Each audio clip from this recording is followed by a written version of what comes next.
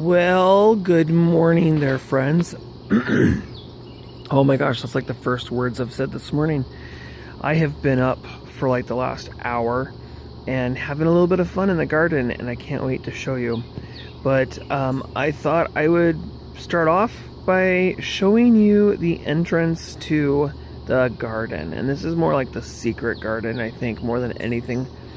So I have been concentrating my efforts on planting and putting stuff towards the front of the garden, and then I figure as time goes by I'll just work my way towards the back of the garden. To clarify where I'm at, my mom and dad have a shop, and if you see the pink next to the stairs there's a pink building. That is their shop, and upstairs is a storage loft. That's where the stairs go to, is a big storage loft. And anyways, they have given me the access and the ability to garden on the back part of the shop. So that is where the secret garden is hiding out. And so that's to kind of clarify where exactly I'm at.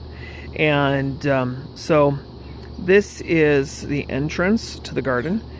So far, I'm thinking about putting up an arbor or building something. I'm not sure exactly what yet, but we'll get there. You know, it's slowly evolving, and I get to take you along for the ride. So I'm so excited. So let's start from left to right today, and I'll show you what we've got happening. Okay, starting from left to right, I have a lilac bush. I don't remember the variety off the top of my head, but it's kind of a purplish white, kind of variegated lilac. It's really pretty. And next to it in the blue barrel, primarily is asparagus. This is a 2-year-old asparagus, and it's doing a lot better than it did last year. Last year, the asparagus only got to be, I'd say, about 3 to 4 inches tall. And so far this year, it looks like it's going to be about 8 to 10. So, and in some places about a foot. But yeah, so we've got the asparagus, and behind it, we just added something new for a little splash of color. There was a little bare spot there in the pot, so I figured I would add these beautiful, kind of a pink, dark pink kind of carnations. Gosh, I'm sorry about that. Carnations. So there are these gorgeous carnations. I'll move in on them a little bit for you so you can see. They are so beautiful. I love carnations. So yeah, I got some carnations. And on the other side of the gate is kind of the same thing. I've got this wonderful looking lilac bush.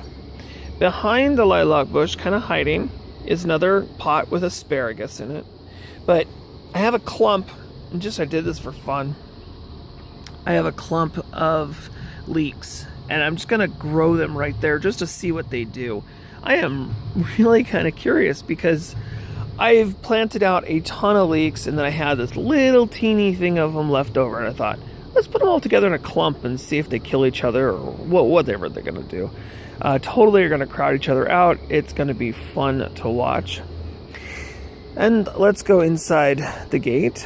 And eventually I'm going to put a sign on the gate too, I think. The other thing I'm thinking about doing, sorry about the little bit of grass and mess on the ground. That's all going to get cleaned up.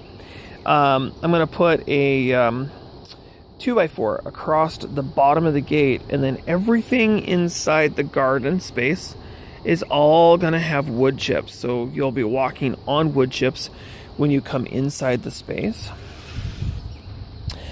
And this is the new addition. Okay, so if you watched my last video, you saw me, well, you didn't see me, you saw these in the car on the way home from work. Well, I found 9 of these ancho pepper plants, and I would say they're almost 2 feet tall. They're really big plants. They've never been topped, and they're so far along I'm not going to top them. I'm just going to leave them right where they're at. but I'm growing 3 of them per pot. Now that is where I'm going to have some fun. I've never grown peppers in a pot clumped together like this, 3 to a pot. So I'm gonna do that because I want to see how they do. Peppers, just like tomatoes, are heavy feeders, so I will be fertilizing them like crazy. Probably about once a week, I will give them a mild tea, compost tea, and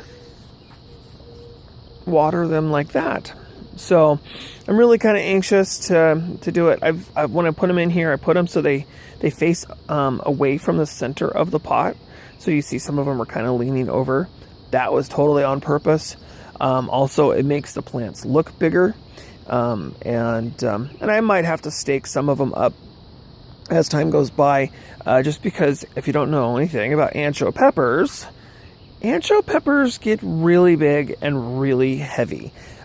They actually are kind of like a bell pepper, except instead of having the flat bottom, they have more of a pointed bottom, like a really, really big, oh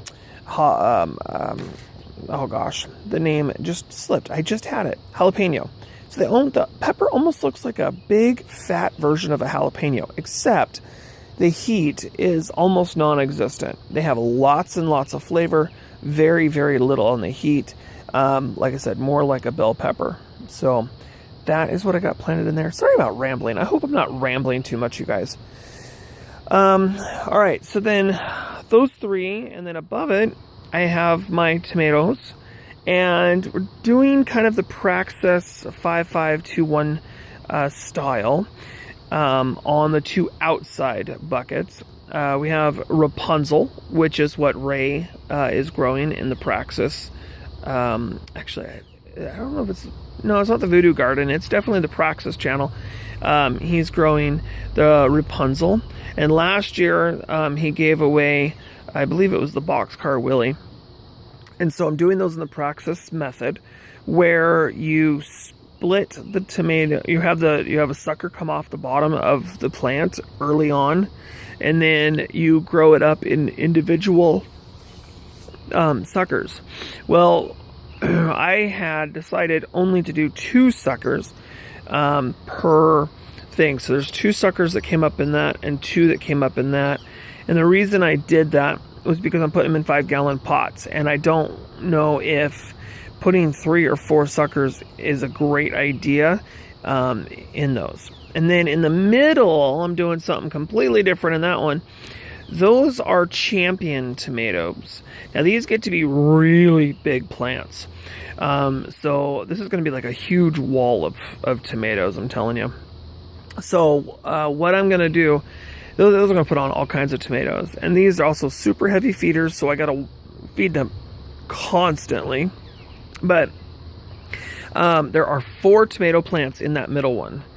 Yeah, 4 tomato plants, separate tomato plants, not suckers. 4 separate tomato plants. So I've never grown 4 tomato plants in a 5-gallon bucket before, and I thought, you know what? Let's do this. Let's see if I can get anything decent off of it. So all of the suckers on all 3 of these tomato plants are being pulled off. I don't want any suckers whatsoever, so I'm eliminating the suckers entirely. You see them there in those green cages. Well, I'm also going to put, it's kind of like a plastic wrapped rebar, one on either side of one here, or 2 on this bucket, 2 on this bucket, and there'll be 4 on this bucket. And then each one of the vines coming up will run off of that. And I think I'm going to get the 6-foot ones, I think. And then just clean up the suckers as we go. And then when the plants hit the top of that 6-foot 6-foot bar, then I'm going to start cutting the top of the bar, or cutting the top of the plant off so it doesn't go any higher than the 6 foot. That way it puts more of the energy into the tomatoes, and it'll be end of July, middle of August by the time it reaches that height. And so that's kind of a little trick. Also, another little trick